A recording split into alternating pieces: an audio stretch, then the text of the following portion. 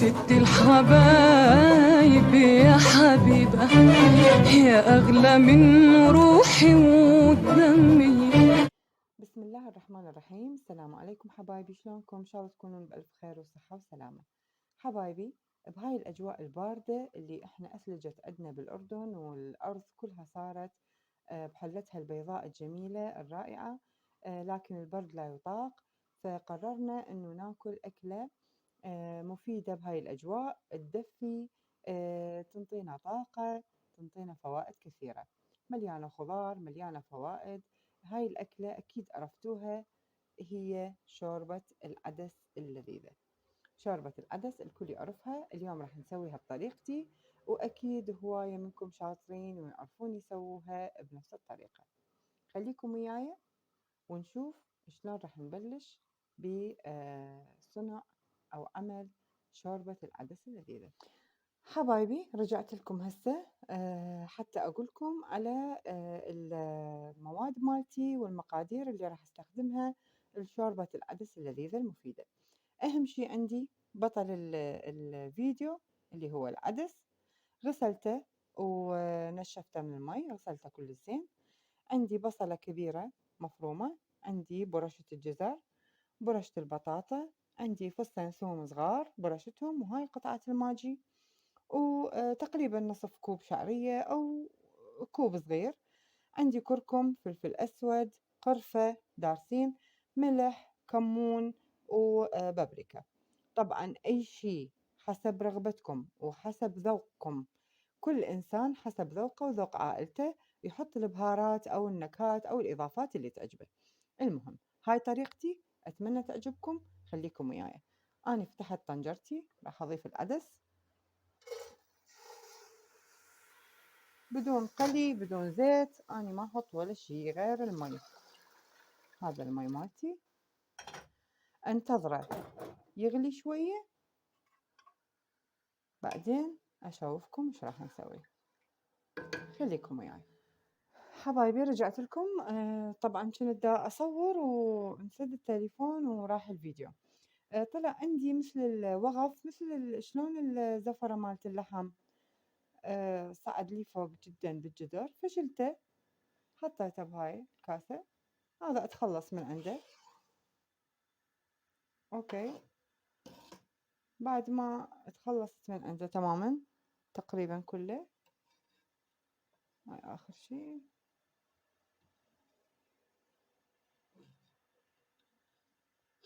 هذا ما يأثر الباقي. هسه راح أبلش أضيف الخضار مالتي.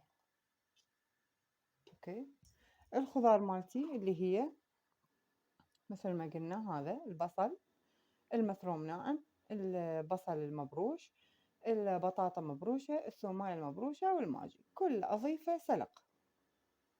صحية جدا، طريقة healthy، ما بيها أي زيت غير للي يحب على مود الزينة. نقلي بيه شوية بصل، ونحط البصل المحمر على الوجه. بس طبعا لها طرق جدا كثيرة هاي الشوربة، جدا جدا كثيرة. هاي طريقتي، أتمنى تعجبكم. هسه راح أضيف بهاراتي مثل ما قلنا: الفلفل الأسود، الكركم، الكمون، البابريكا، الملح آسفة، أعواد القرفة، الدارسين، والملح. خلينا أوبس يلا بسيطة. هاي بهاراتي. هسه لازم أضيف لها بعد شوية مي، واتركها تغلي زين إلى أن تستوي الخضار مالتي وتتلابس النكهات كلها. بعدين أضيف الشعرية. طبعا ممكن أضيف لها كبة جريش وبرغل، تصير رائعة. أنا كل مرة أضيف لها كبة، مرات والله يعني ما نحط، حسب. هاي الشوربة مالتي بس تتلابس، راح أضيف لها شوية مي واتركها تتلابس، ونرجع وياكم نحط الشعرية. خليكم وياي. حبايبي، هاي شوربتي صار لها أكثر من ربع ساعة على نار هادئة. كل ما تكون على نار هادئة كل ما تصير ألذ أكيد الخضار مالتي استوت اللي بداخلها لأنها كلها مبروشة وصغار. هسه راح أضيف، أني أحب أضيف ورق الغار بكل شي طبعًا، بعد ما تعرفت على فوائده وقرأت عنه، يعني شي سبحان الله شقد الله سبحانه وتعالى يحبنا وشقد منعم علينا بنعم إلها فوائد، فأحب أحط ورق الغار بكل شي. حطيت ورق غار. هسه هاي الشعرية مالتي راح أخلطها شوية حتى لا تتكتل، وأيضًا أترك شوربتي على نار هادئة إلى أن أشوف الشعرية مستوية، يعني هي متل تاخذ أكثر من 10 دقايق ربع ساعة تكون الشعرية مستوية تمامًا. هاي الشوربة ما اتكتلت وتوزعت بصورة سليمة بالشوربة سوري الشعرية، وتوزعت بصورة سليمة بالشوربة بدون تكتلات. هسه راح أغطي جدري طنجرتي هاي الحلوة المفيدة وأنتظرها إلى أن تستوي الشعرية وتكون جاهزة للسكب.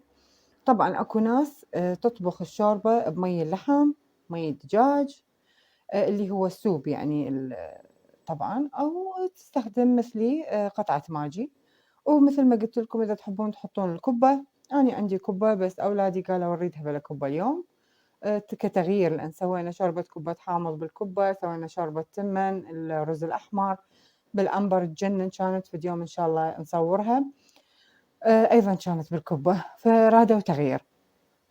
حبايبي هاي شوربتنا وانتظروني ويا السكب. حبايبي وأخيرًا وصلنا للحظة السكب، وهي أحلى وآخر لحظة أو لقطة بالفيديو مالتنا. هاي شوربتنا اللذيذة المفيدة الصحية اللي راح تدفينا بهاي الأيام الباردة وتعطينا طاقة. هاي الشوربة اللذيذة، شوفوا اللون، طبعًا ما أقدر أوصف لكم الريحة والطعم. أتمنى كلكم تطبقون هاي الوصفة الصحية السهلة جدًا السريعة وتستفيدون منها بهاي أيامنا الباردة. حبايبي هاي كانت وحدة من وصفاتي أو طبخاتي بنفس أمي. أتمنى تكون عجبتكم وعجبكم الفيديو، وإذا عجبكم أني أطلب منكم وأتمنى إنه تعملوا لي اللايك وتشتركون بقناتي وتنشرون الفيديو، أكون شاكرة لكم. وحبايبي نلتقي إن شاء الله بفيديو جديد من طبخاتي بنفس أمي.